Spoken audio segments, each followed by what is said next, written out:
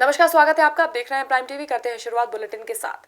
हाथरस की घटना को लेकर देश भर में आवाज उठ रही है। उसी समय बलरामपुर में भी एक लड़की के साथ हाथरस जैसी घटना हुई। वहीं आगरा में फतेहपुर सीकरी इलाके में शौच के लिए नाबालिग को गांव के युवकों ने अगवा कर दी। वहीं आगरा में फतेहपुर सीकरी इलाके में शौच के लिए गई नाबालिग को गाँव के युवकों ने अगवा कर लिया और उसके साथ दुष्कर्म किया। परिजनों ने घटना की जानकारी पुलिस को दी। पुलिस ने शिकायत को दर्ज करते हुए पीड़िता को मेडिकल के लिए अस्पताल भिजवा दिया है। साथ ही आरोपियों के खिलाफ पुलिस ने कड़ी कार्रवाई करने की बात कही है। ये जाजोली क्षेत्र फतेहपुर सीकरी थाना का मामला है। हमें सूचना मिली है कि नीलम जो कि 12 या 13 साल की है, ओपन डेफिकेशन में खुले शौच करने गई थी।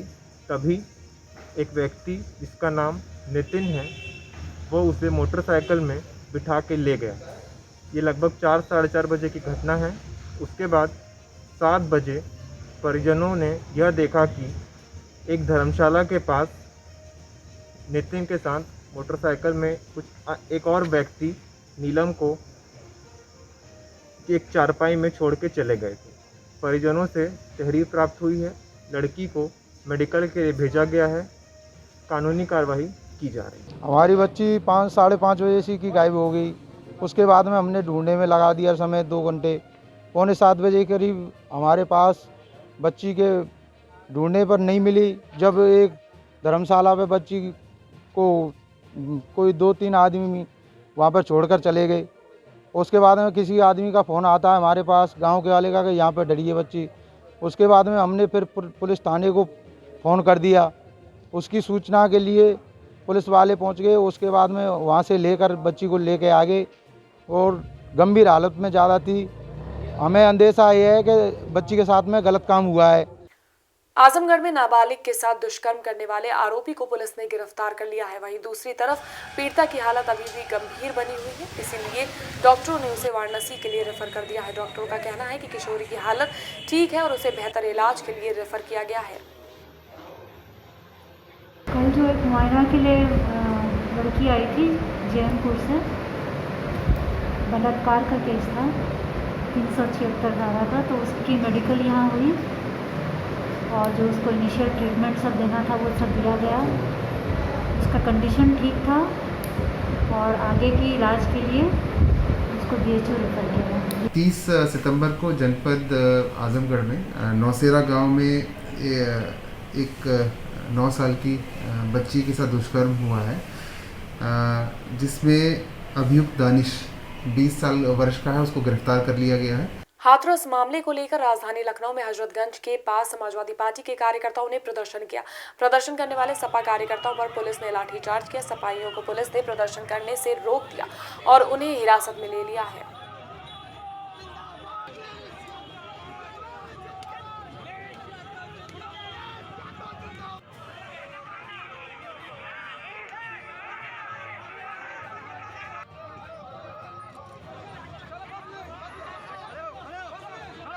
ललितपुर के तालबेहट इलाके में 2 शातिर चोरों को रंगे हाथों पकड़कर लोगों ने खूब पीटा।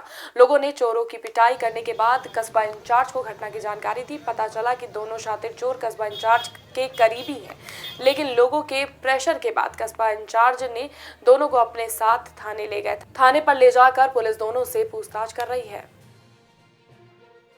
गोरखपुर के चिलुआताल थाना क्षेत्र में एक टीन के बॉक्स में शव रखा हुआ मिला। ग्रामीणों के अनुसार घटनास्थल के करीब 1 किलोमीटर तक कोई गांव नहीं है। ग्रामीणों के डायल 112 पर सूचना देने के बाद मौके पर पुलिस टीम पहुंची।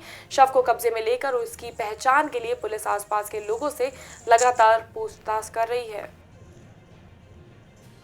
बुलंदशहर के खुर्जा कोतवाली क्षेत्र में अज्ञात गाड़ी ने बाइक सवार को टक्कर मार दी। इस टक्कर में बाइक सवार 2 युवकों की घटनास्थल पर ही मौत हो गई। पुलिस को घटना की जानकारी दी गई। पुलिस के आने से पहले ही गाड़ी चालक मौके से फरार हो गया। पुलिस ने दोनों के शवों को जांच के लिए भेजते हुए फरार चालक के खिलाफ केस दर्ज कर लिया है। बस्ती में सर्विलांस टीम ने लोगों के गायब हुए 68 फोन को बरामद कर लिया है। सर्विलांस टीम ने जितने फोन बरामद किए हैं उनकी कीमत लगभग 10 लाख रुपए है।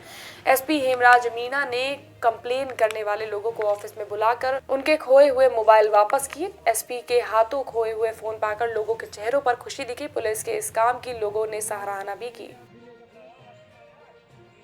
देखिए, आज हमारी सर्विलांस टीम के माध्यम से जिन लोगों के मोबाइल गलती से कहीं छूट गए थे या फिर कहीं पर रह गए थे और खो गए थे, कहीं रास्ते में गिर गए, और या फिर किसी ने इनकी असावधानी का फ़ायदा उठाते हुए किसी ने मोबाइल इनकी जेब में से पॉकेट से निकाल लिया, ऐसे लोगों से सर्विलांस सेल के माध्यम से करीब आज 68 मोबाइल हैं वो रिकवर किए गए हैं और इनके जो मालिक हैं उनको ये सुपुर्द किए जा रहे हैं।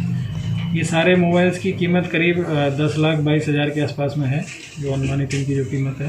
हाथरस की बेटी को इंसाफ दिलाने के लिए आगरा में वाल्मीकि समाज के लोगों और सफाई कर्मचारियों ने कामकाज को ठप कर दिया है। पीड़िता को न्याय दिलाने के लिए सफाई कर्मचारी अब हड़ताल पर बैठ गए हैं। सफाई कर्मियों ने कहा कि दोषियों को सजा मिलने के बाद ही वो काम पर दोबारा लौटेंगे।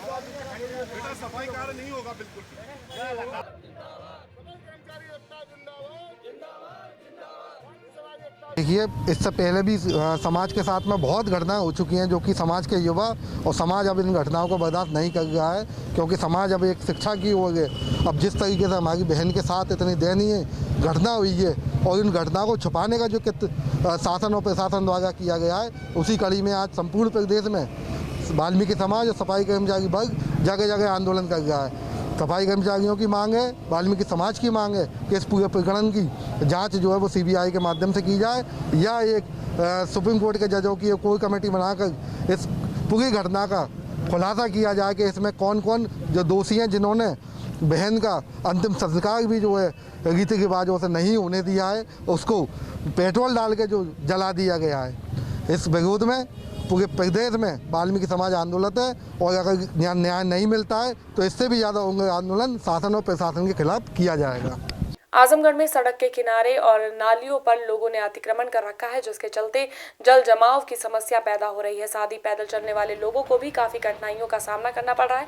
इसी परेशानी को देखते हुए एसडीएम ने नगर पालिका के कर्मचारियों के साथ मिलकर जेसीबी से रेलवे स्टेशन के पास अतिक्रमण को हटाया। उन्होंने रेलवे स्टेशन के सामने पाथवे पर किए गए अतिक्रमण को हटाया और इस अतिक्रमण को हटाने में खर्च हुई धनराशि का भुगतान अतिक्रमण करने वालों से वसूलने के निर्देश दिए।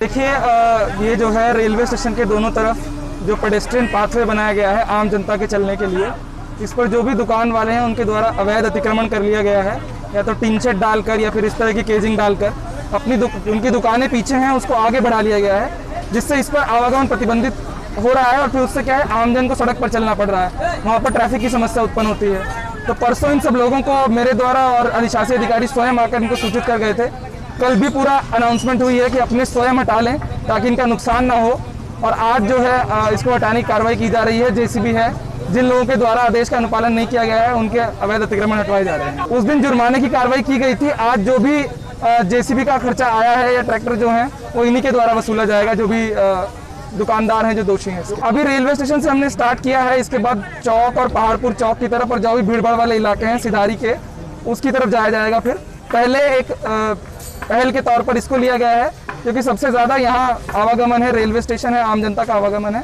तो पहले यहाँ से हटेगा तो एक संदेश सब में जा पाएगा कि जो अवैध अतिक्रमण है स्वयं हटा लेंगे तो बेहतर रहेगा। हरदोई के संडीला कोतवाली में आपसी विवाद के चलते एक युवक ने दूसरे युवक को गोली मार दी। गोली लगने से युवक बुरी तरह से घायल हो गया, जिसे इलाज के लिए अस्पताल में भर्ती कराया गया। अस्पताल में इलाज करने वाले डॉक्टरों ने घायल की गंभीर हालत को देखते हुए इसे लखनऊ के लिए रेफर कर दिया है।